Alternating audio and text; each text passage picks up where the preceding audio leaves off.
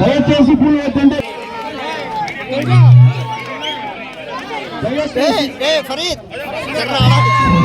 Hello, దయచేసి please చేరే వాళ్ళు చేస్తారు.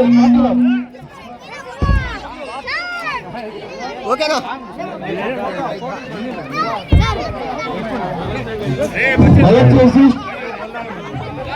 దయచేసి పార్టీలో దయచేసి చర్యలంతా దిగండి. ప్రజల నాయకుడు, మన పేదల తొమ్మిది, మన తెలుగుదేశం పార్టీ అభ్యర్థి మన కన్నికుంట ప్రజల నాయకుడు ప్రసంగిస్తారు.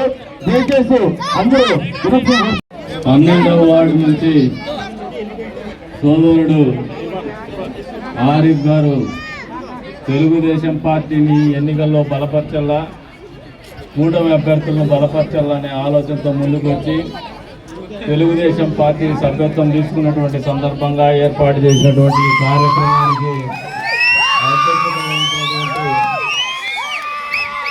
సోదరుడు షమీవుల్లా గారికి, అదేవిధంగా సోదరుడు పట్టణాధ్యక్షుడు డైమండ్ ఇర్ఫాన్ గారికి, సోదరుడు మా ఆత్మీయుడు హిదాయత్ గారికి, వేదిక మీద ఉన్నటువంటి కౌన్సిలర్ సౌదీన్ గారికి, ఆల్ఫా ముస్తఫా గారికి, మహబూబ్ బాషా గారికి, కిష్టప్పన్న గారికి, అదే రంగా వేదిక మీద ఉన్నటువంటి ఇతర తెలుగుదేశం గ్రూప్ మా నూరు గారికి, అహ్మద్ గారికి, మోస్ట్ పవర్ఫుల్ పర్సనాలిటీ మద్దతు గారికి,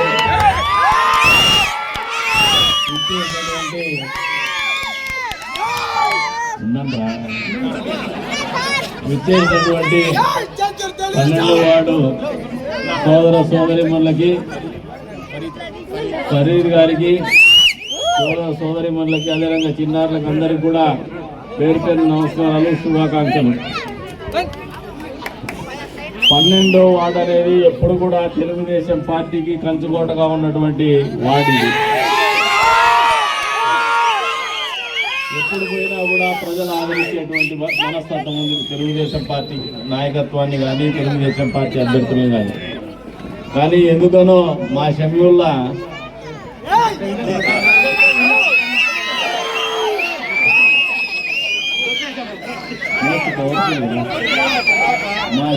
ఎందుకో ఈ మధ్యకాలంలో ఆనంద పాలిటిక్స్ లో ఉన్నాడు.